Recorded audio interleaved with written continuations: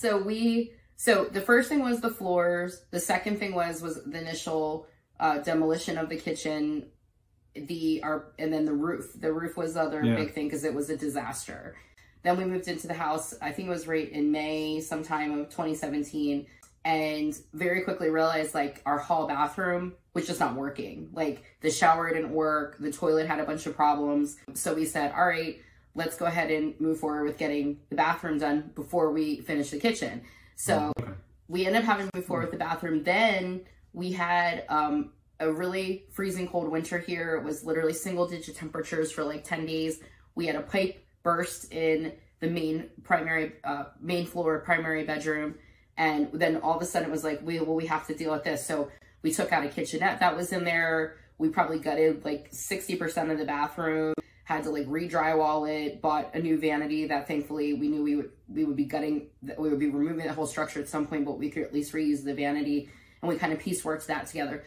When we had gas installed, we had to have all the gas lines, supply lines put in because it was another crazy thing that this prior homeowner, who was like clinically insane, let's just be clear on that, put in the wrong piping and the wrong gaskets. So we had to get all of that replaced. We had an old propane gas furnace in here that literally we have 30-foot ceilings in our great room, and the vents were in the ceiling. So I'm sure that the ceiling was very warm. However, the floor was very, very cold. So we knew we had to tackle this issue. This happened over the course of 3 years, where at first we tried to use the fireplace as much as we could, but that turned out to be a zero clearance fireplace. So it was more for just looks and not necessarily function in terms of heating. We had outrageous gas bills that first winter we were in the house. By the second winter, we were like, wait a second, our renters aren't using this awesome pellet stove that we had installed in our old house. Let's move it. Literally, Tony and 2 other guys moved this thing, which had to be at least literally a ton because it's solid iron. But we got it moved over, we got it installed, and thankfully that really, and then we just kind of, in all the other rooms of the house, we put in these efficient space heaters, for each individual room. And we said, well, this is going to tie us over. Our long-term goal was to get, which we have now, thankfully, these incredible smart ductless split unit system that we have in here right now. Yeah, and they're amazing. I mean, and Tony, actually, you handled that too. Yeah, most of the people probably, for this house projects, I was able to find. I had to do a lot of research, and it was, took time, consumed a lot of time, but it was worth that. We found all of this stuff, and then every year we were progressing in our, whether it's a plumbing or electric inside the house or outside. So it's a big project. That's a really important thing to bring up, because something that Tony and I were also really dedicated to was really getting our energy usage down as much as possible, not just from a financial perspective, but we do feel a responsibility towards taking care of our planet and not consuming too much. I think we can owe that a lot to our Asian culture and background, that, we're believers in not having a lot of waste. We want to be smart about it, even with a home of this size, and even with as many people are here. Tony and I both working from home, we went through just a virtual school year because of the pandemic, and having kids here. We had a constant high traffic household with people here all the time, but we really wanted to get our energy usage down. So we did that in a few different ways as a part of this phase one. One was that we did the split units that we mentioned already, rid of that old propane gas furnace. 2, we put in an efficient pellet stove to heat that whole great room, which is not an easy feat, but it does an incredible job.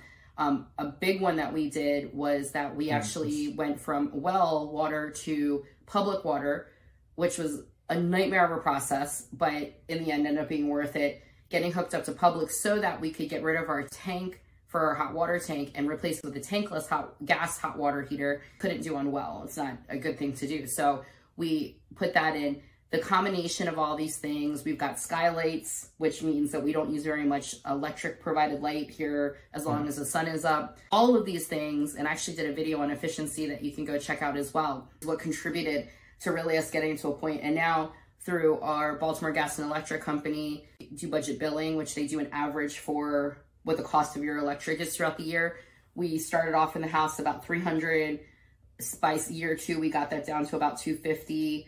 By year 3, we got that down to $220. And now we just got it back for this year, and we're actually down to $153. And I was just like, that's crazy, you know, for a 4,000 square foot house and all these people here, that we've been able to get our electricity usage down so much. And also our propane, we hardly use any. You know, it's very low. Also, you know, $150 we are paying now.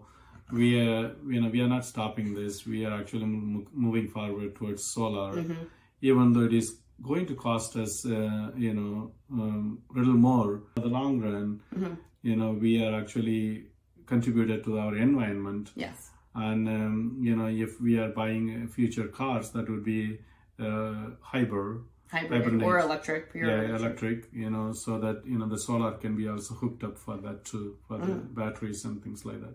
And then it turns out that finally the batteries are getting better and better with solar energy, that you can actually get, I think they said, we're getting a 14-hour charge on a battery, and until the next day when it can recharge itself. And that would kick in, the battery usage would kick in once if we had a power outage. Just, I think it is a little bit more money, you know, it's worth it, you know, in the end, that we came to that conclusion. So finishing up that timeline, we finally got around to the kitchen. And when we got to the kitchen, we're still only about 85% of the way there, but that was a process, like literally little bits and pieces. We put in an island, we put in shelving, a new fridge. Like, it's just been like little piecework here and there, until we get to phase 5 of our renovation. We'll finally finish off the kitchen completely. I'm nervous. This kitchen project is the one he is going to be the entire renovation, whether it is the by the time it's finished, we'll have to start over again. Phase 7, then you start over again. Yeah. Because Angela will come up with some ideas too. Yeah.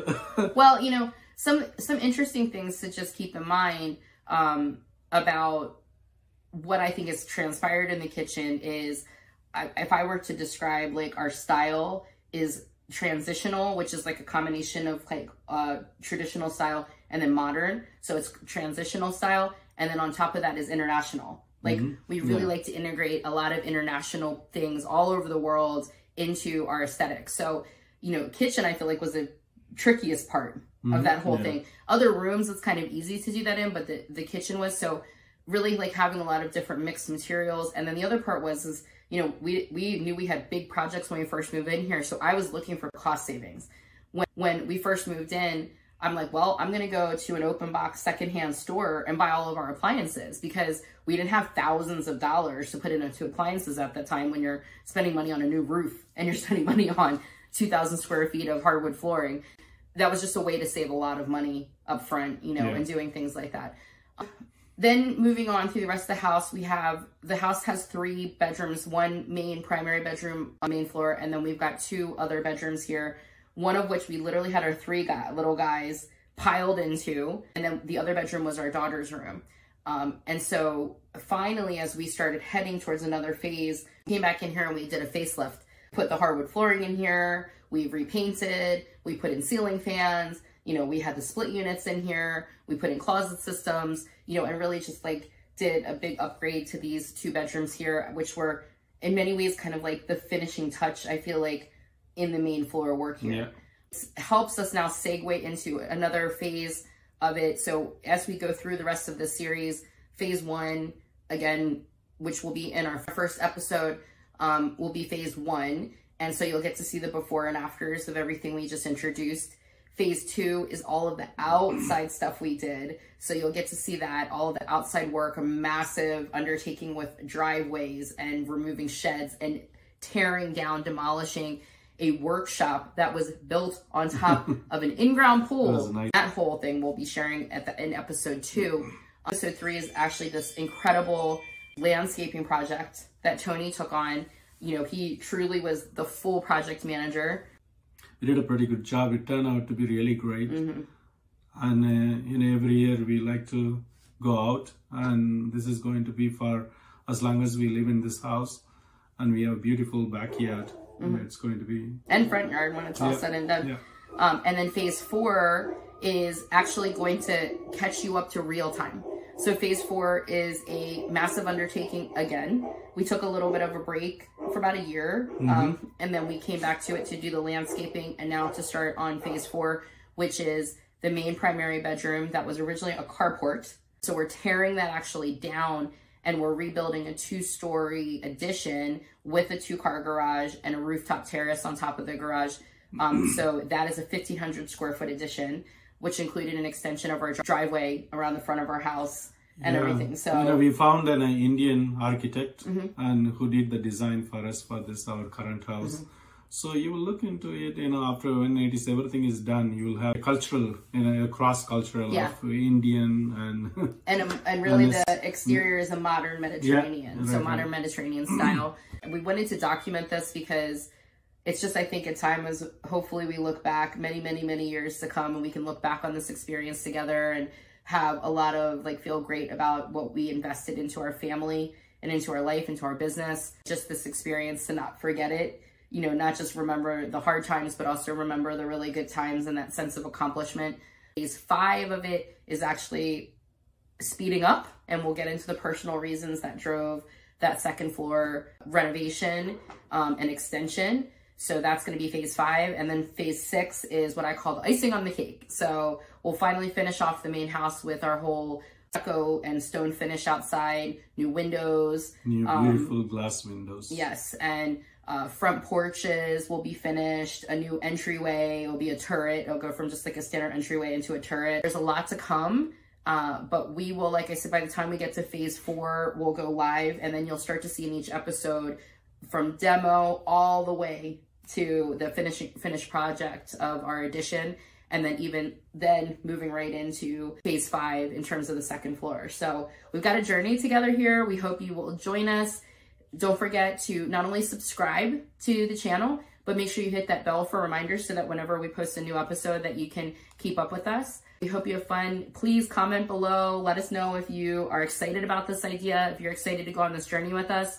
And we look forward to seeing you with us as we go into now phase 4 of our renovation journey together here. Thank you guys for your time. Thank you guys.